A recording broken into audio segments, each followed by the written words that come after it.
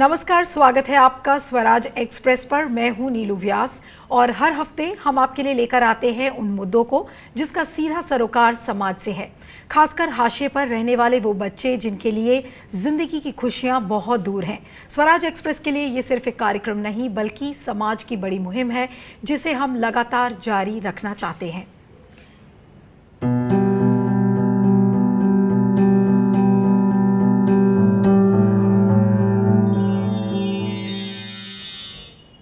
आज हम अपने इस खास कार्यक्रम में बात करेंगे कुपोषण की। देश के दो राज्य झारखंड और उड़ीसा से आई ये रिपोर्ट। आइए आपको दिखाते हैं कि कुपोषण की हालत इन राज्यों में कैसी है।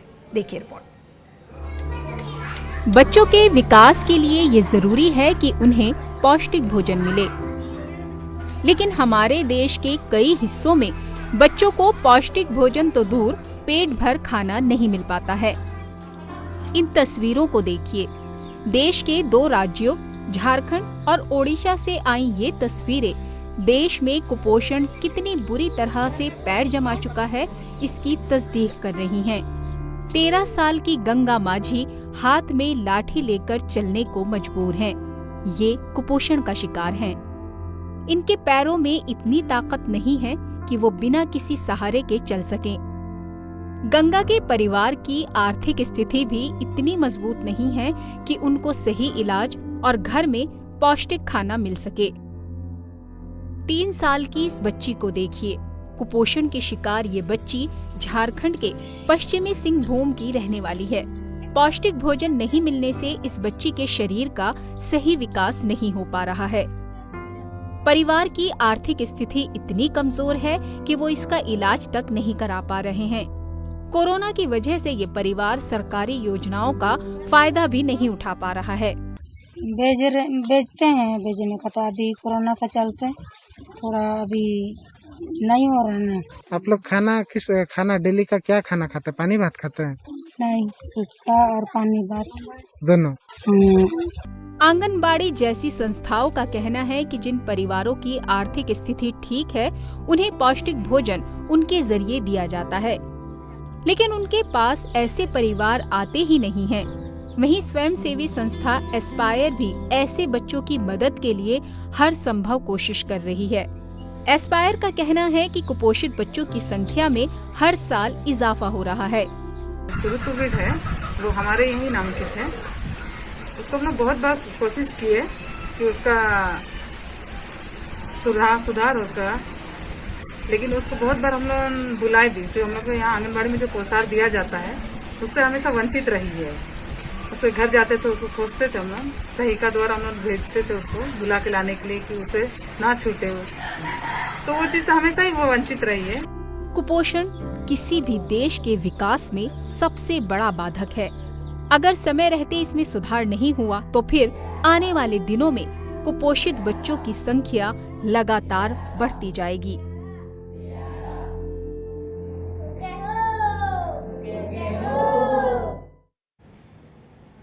तो कुपोषण यानी कि मैल न्यूट्रिशन जिसे कहा जाता है, अगर आप फिगर्स देखें खासकर तो 5 साल के नीचे विश्व के जितने भी बच्चे हैं हर तीसरा बच्चा मैल नरिश्ड है यानी कि कुपोषित है, और उसकी संख्या भारत में बहुत ज़्यादा है। और अगर एशिया की बात करें तो एशिया में भी सबसे ज़्यादा कुपोषित बच्चे पाए जाते हैं। अब कुपोषण का कारण क्या है, इसमें सुधार कैसे लाया जाए, अभी लॉकडाउन के दौरान कुपोषण की क्या स्थिति रही है, इन गांव-गांव कस्बों में बच्चों का क्या हाल रहा है, परिवारों का क्या हाल रहा है, इन सारी बातों पर आज चर्चा आगे बढ़ाएंगे एक बहुत खास पैनल के साथ। हमारे साथ आज जुड़ रही हैं बहुत ही बहुचर्चित एक साइकोलॉजिस्ट डॉक्टर रोमा कुमार, जो कि सीनियर कंसल्टेंट साइकोलॉजिस्ट हैं इंस्टीट्यूट ऑफ चाइल्ड हेल्थ में। She is also the vice chairman of the institute of psychiatry and behavioural sciences at sir Gangaram hospital. I welcome you, Dr. Roma, on the program. हमारे साथ programme में जुड़ रहे हैं दया, जो कि सेक्रेटरी हैं एस्पायर एनजीओ के। NGO Aspire is working in collaboration and supported rather by the Tata steel foundation, और इसके साथ स्वराज एक्सप्रेस ने कोलैबोरेट किया है और इनकी मदद से हम इस प्रोग्राम को हर हफ्ते अंजाम देते हैं। दया, आपका भी बहुत बहुत स्वागत है। दीपा सिन्हा जी हमारे साथ जुड़ रही हैं, जो कि असिस्टेंट प्रोफेसर इन इकोनॉमिक्स हैं AUD में, आपका भी बहुत बहुत स्वागत है। और राजकिशोर मिश्रा एक सोशल एक्टिविस्ट हैं, राइट टू फूड कैंपेन के लिए काम कर रहे हैं, एक ऑर्गेनाइजेशन है रूपायन इसका नाम है, आपका भी बहुत बहुत स्वागत है। आज की चर्चा मैं राजकिशोर मिश्रा जी से उठाना चाहूंगी कि जब हम कुपोषण की बात करते हैं और अगर टोटलिटी में इस चीज़ को देखें तो खासकर मैं शुरुआत करूंगी कि ऑलरेडी जो कुपोषण के फिगर्स थे वो बहुत ज़्यादा इनकरेजिंग नहीं है भारत में, और हर तीसरा बच्चा ये कहा जा रहा है कि कुपोषित है भारत में, जिसको कि न्यूट्रिएंट्स ठीक से नहीं मिल रहे हैं या तो वो भुखमरी का शिकार है। लेकिन अभी कोरोना महामारी के दौरान और लॉकडाउन के दौरान कुपोषण की स्थिति क्या रही है? क्या वाकई में लोगों को भरपेट खाना मिल पाया है? और अगर मेल न्यूट्रिशन कैंपेन की मैं बात करूं, कुपोषण जो पोषण कैंपेन्स हैं उनकी क्या स्थिति है इस समय? देखिए, गांव के स्तर पे ये तो बिल्कुल सही है कि बहुत सारे परिवार जो ऐसे हैं जिनको कि खाने के लिए असुविधा है, और उड़ीसा जैसे राज्य जहां गरीबी ज़्यादा है वहाँ पे स्थिति काफ़ी गंभीर है। और ये भी है कि इसमें सभी लोग प्रभावित हुए हैं, लेकिन ज़्यादातर बच्चे और महिलाएं और जो बुजुर्ग हैं वो काफ़ी प्रभावित हुए हैं। अभी कुछ दिन पहले ही हम लोगों का एक सर्वे हुआ था जहाँ पे ये पता चला कि लगभग जो बुजुर्ग आदमी हैं उनमें से लगभग 13 से 15% हैं जो रात में एक वक्त का खाना उनको जुगाड़ करना मुश्किल हो रहा है। जब हम बच्चों की बात करें, देखिए जब से कोरोना हुआ है तब से तुरंत आंगनवाड़ी बंद कर दिया गया, और जितने भी आंगनवाड़ी कर्मी हैं उड़ीसा कहें दूसरे राज्य कहें, तो वो लोग कोरोना संक्रमण जो है उसको कंटेन करने के लिए वो सब लगे हुए हैं। तो कहीं ना कहीं ये जो बच्चे और महिलाओं के लिए जो कार्यक्रम चल रहे थे आंगनवाड़ी के तहत वो काफी प्रभावित हुआ है। कुछ प्रदेश हैं जैसे कि उड़ीसा, वहाँ पे कहा जा रहा है कि जो टेक होम राशन है, पहले जो पका हुआ खाना आंगनवाड़ी में मिलता था वो टेक होम राशन घर में पहुंचाने का कोशिश किया जा रहा है। लेकिन ये पहले से ही एक मुद्दा है कि बहुत सारे जो गांव हैं जो जहां पहुंचना मुश्किल है, वहां पे बच्चे और महिलाओं का स्थिति पहले से ही बदतर था। तो ये जो हमने रिपोर्ट में दिखाया राजकुमार जी, जो हमने इस रिपोर्ट में दिखाया कि किस तरह से वहां पर लोग चावल और पानी मिलाकर जो उनका खाना है उस तरीके का अगर उन्हें न्यूट्रिशन मिल रहा है तो आप सोच सकते हैं कि कितना नरिशमेंट ऐसे परिवारों को मिल रहा है। दीपा जी, आपसे जानना चाहूंगी, आप भी राइट टू फूड के लिए काम कर रही हैं, जो मेलनरिशमेंट है और जो मेल न्यूट्रिशन है इसकी प्रॉब्लम इतनी ज्यादा पैमाने पर क्यों है? पोषण कैंपेन नरेंद्र मोदी की सरकार ने लॉन्च किया था, एक बहुत ही ज़्यादा पॉलिटिकली मोटिवेटेड कैंपेन था, और जिसे कहा गया कि जो कुपोषण की जो हालत है बिल्कुल ऐसा लगता है कि ये वन स्टॉप कैंपेन है जिससे कि मेल न्यूट्रिशन हट जाएगा। 2018 का है, बहुत ज़्यादा पुराना नहीं है, लेकिन इसके पहले भी सरकारों ने इस पर काफ़ी काम किया है। लेकिन जिस तरह से लोगों की संख्या बढ़ रही है मेल नरिशमेंट की, और जो मेल नरिश्ड बच्चे हैं उनकी संख्या जिस तरह से बढ़ रही है, तो आपको लग रहा है कि जो गवर्नमेंट के टारगेटेड प्रोग्राम्स हैं वो क्या सही तरीके से चल रहे हैं? जी, पहले हम अगर मेल न्यूट्रिशन होता क्यों है, कुपोषण क्यों होता है, उसको अगर हम लोग समझ लें, एक तो बहुत इम्पोर्टेंट कारण होता है कि जितना खाना और सही तरीके का खाना जो मिलना होता है, खास करके छोटे बच्चों को, वो अगर सही समय पर सही पौष्टिक आहार नहीं मिले तो उससे कुपोषण होती है। उसके साथ साथ बीमारियों से भी कुपोषण होती है। तो जो मलेरिया, डायरिया, निमोनिया वगैरह, इन बीमारियों से भी कुपोषण फैलती है। इसीलिए हम कहते हैं कि अगर कुपोषण को हटाना हो तो एक तरफ खाना सही मिलना चाहिए और दूसरे तरफ स्वास्थ्य सेवाएं, सफाई वगैरह भी ठीक होना चाहिए। अब अगर खाने का भी, लेकिन खाना ऑफ कोर्स मोस्ट इम्पोर्टेंट है, उसका अगर हम लोग देख लें, नेशनल फैमिली हेल्थ सर्वे का 2016 का जो आंकड़ा है वो हमें बताता है कि हमारे देश में जो 2 साल से कम उम्र के बच्चे हैं उनमें से औसतन नेशनल एवरेज है कि सिर्फ 10% बच्चों को जो WHO रेकमेंडेड डाइट है कि दिन में 4 से 5 बार उनको फीडिंग हो और अलग अलग फूड ग्रुप्स का खाना मिले, वो सिर्फ 10% को मिलता है। और इसके 2 कारण हैं, एक है जानकारी का भी अभाव है, लेकिन दूसरा ये भी कारण है कि घर में बहुत सारे हाउस होल्ड ऐसे हैं जहाँ पे हर तरह का खाना घर में अवेलेबल नहीं होता है। जैसे अभी आपने भी अपना इसमें दिखाया कि चावल पानी सिर्फ अगर खा रहे हैं तो उनको हम भूखे में शायद नहीं गिनेंगे, लेकिन कुपोषण में तो जरूर हम लोग गिनेंगे।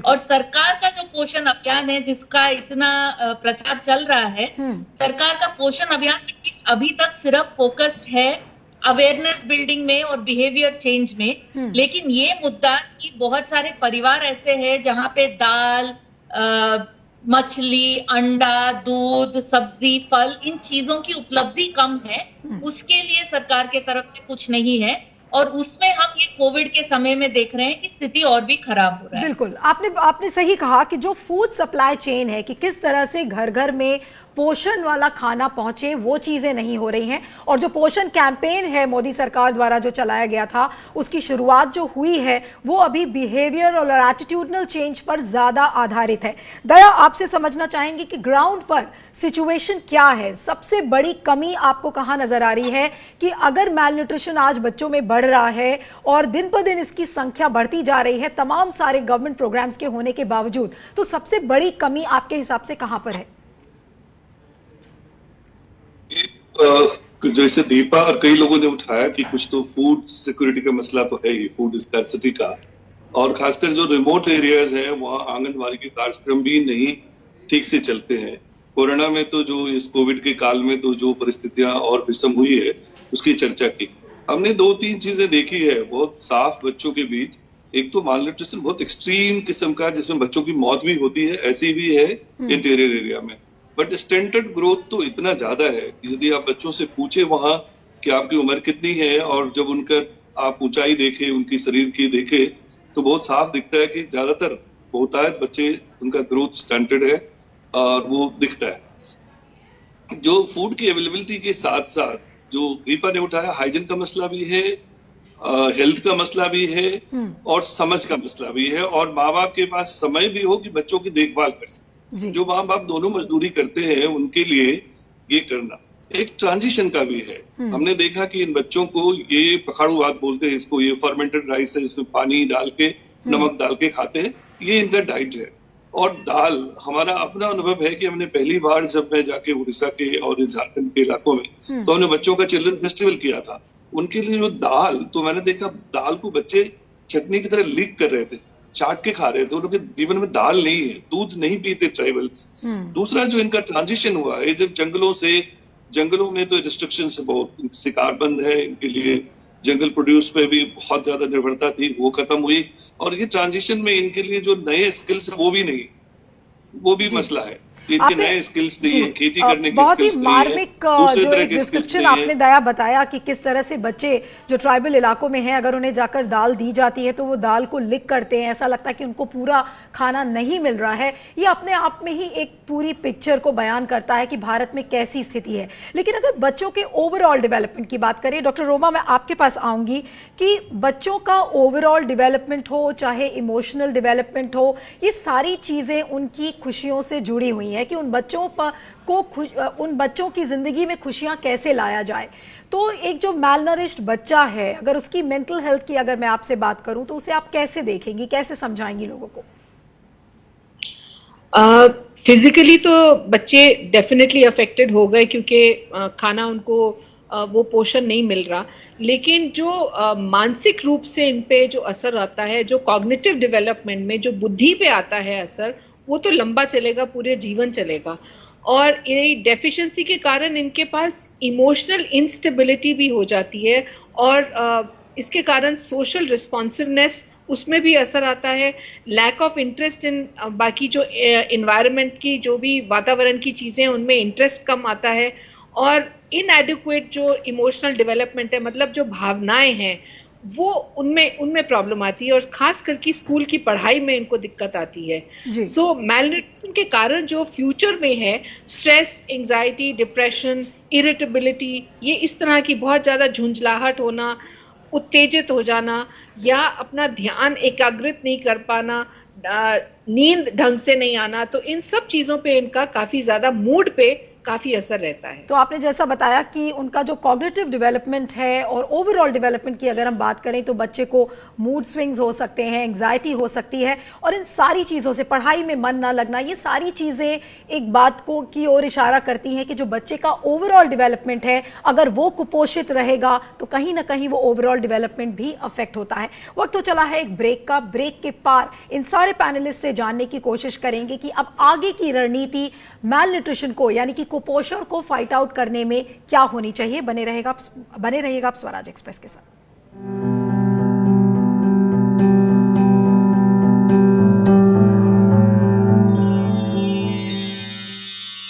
The slogan now becomes जय जवान, जय किसान, जय विज्ञान, जय अनुसंधान।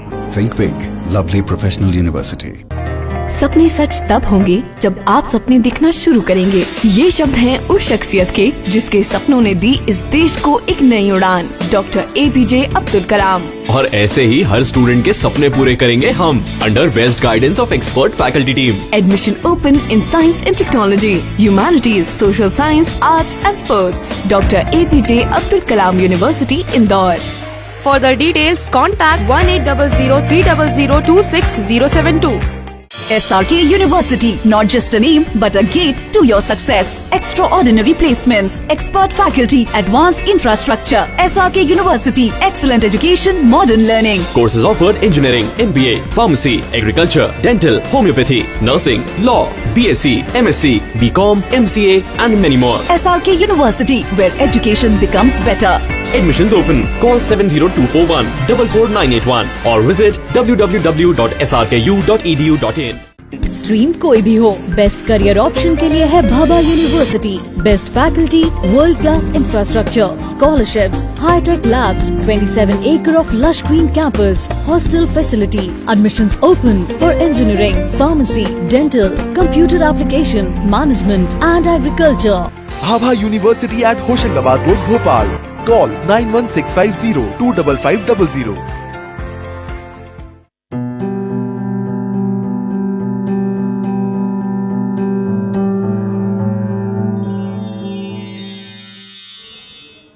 ब्रेक के बाद स्वागत है आपका हमारे खास कार्यक्रम बूंदे ओस की में, और आज हम बात कर रहे हैं बच्चों में होने वाले कुपोषण की।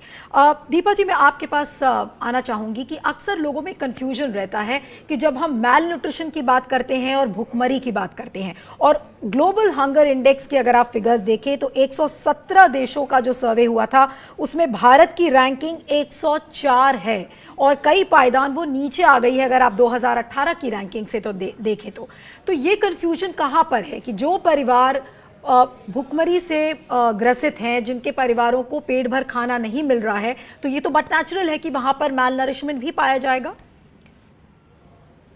ये बिल्कुल सही है कि जहां पे खाने का कमी है वहां पे मैल न्यूट्रिशन पाया जाएगा, लेकिन कुपोषण ऐसे परिवारों में भी दिखता है जो ऊपरी सुपरफिशियली हम लोग देखें तो लगता है कि खाना तो मिलता है, जैसे अभी हम लोगों ने बात किया कि जो भी मिल रहा है वो खा रहे हैं लोग।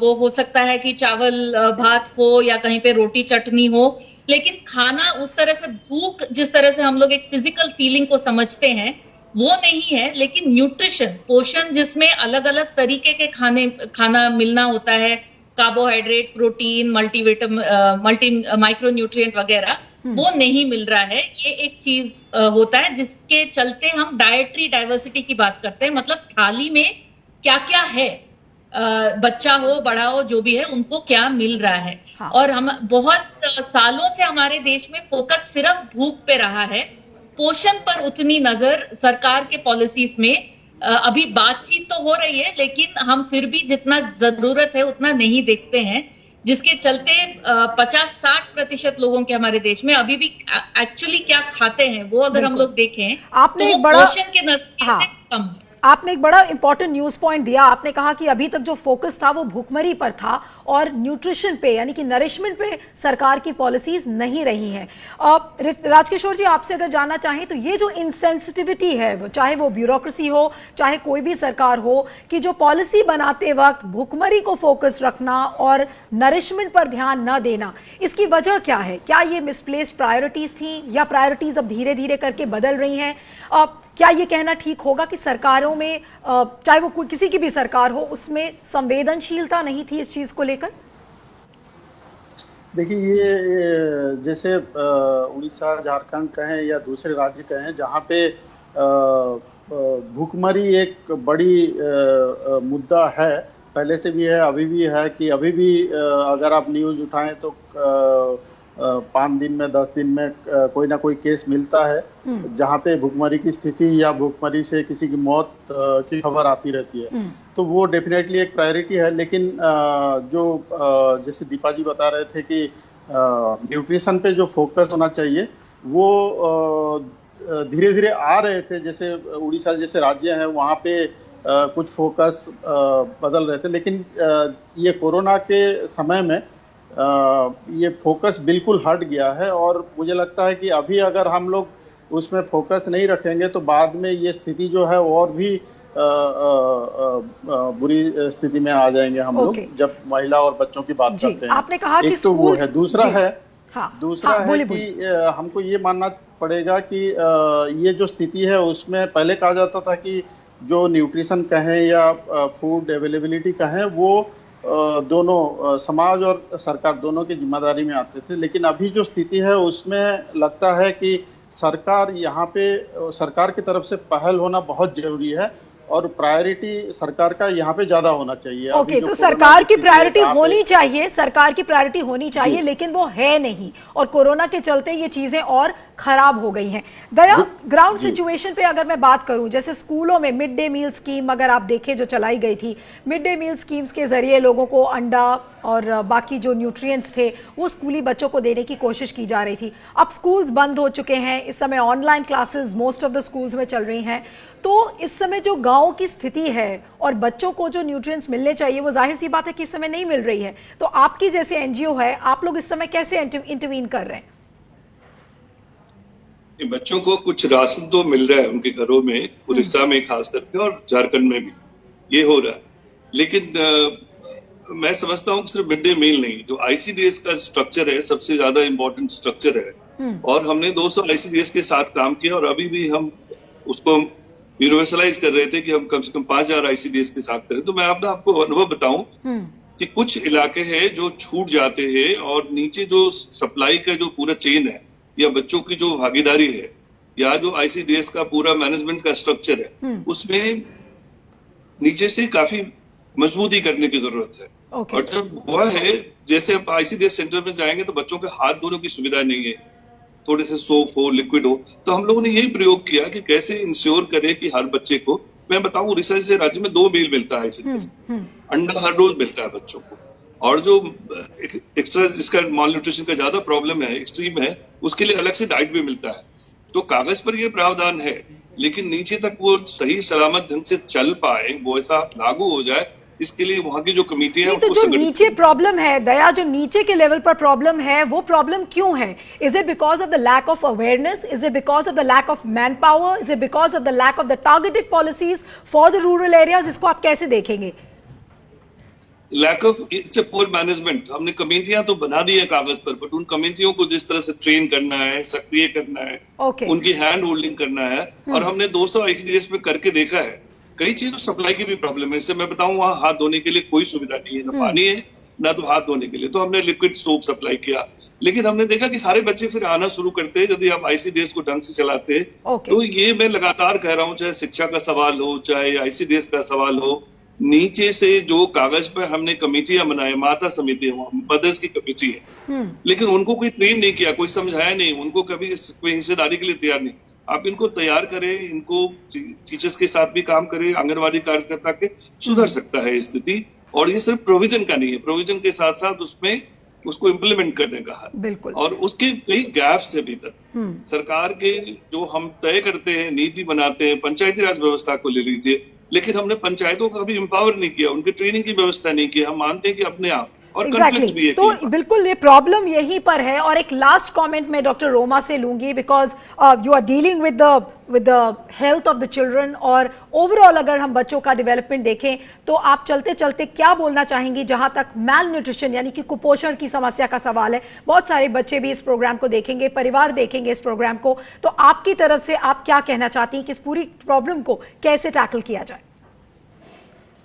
देखिए, जब कुपोषण तो ये जो मैक्रो न्यूट्रिएंट्स होते हैं और माइक्रो न्यूट्रिएंट्स, इन दोनों की कमी हो जाती है बच्चों में, और इसके कारण उनका जो फोकस है वो कमजोर हो जाता है, इनमें इरिटेबिलिटी रहती है, और बच्चों को वो खुशी नहीं मिलती। क्योंकि हम सब भी जब खाना खाते हैं तो हम खुश होते हैं, हमारा मूड खुशी वाला हो जाता है। तो बच्चों की जो हैप्पीनेस है, वो खुशी हमने कहीं छीन ली है, उनकी ग्रोथ एंड डेवलपमेंट कहीं छिन गई है।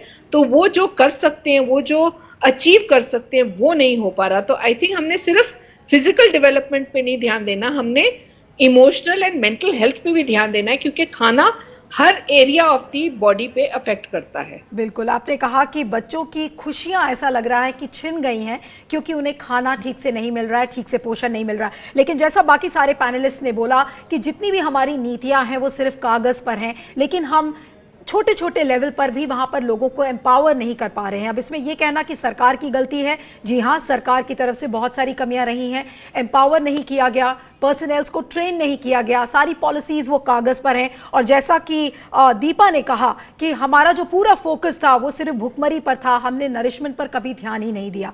तो जो पोषण कैंपेन मोदी सरकार द्वारा शुरू किया गया था वो 2018 में शुरू हुआ है। It's too early to say whether it has been successful और नॉट। एक शुरुआत हुई है, लेकिन अब आगे देखेंगे कि क्या होगा। लेकिन फिलहाल जो भारत में कुपोषण की स्थिति है वो बहुत ही भयावह है, और ऐसा उम्मीद करते हैं कि सरकारें और संवेदनशील होंगी और इस पर और ज्यादा काम होगा। आप सभी पैनलिस्ट का बहुत बहुत शुक्रिया। दया, आप इस प्रोग्राम में जुड़े, Deepa Sinha, Rajkishore Sharma, doctor Roma, it was a pleasure having all of you on the program. तो इस प्रोग्राम में अगले हफ्ते फिर से मिलेंगे किसी और इशू के साथ। बने रहिए स्वराज एक्सप्रेस के साथ।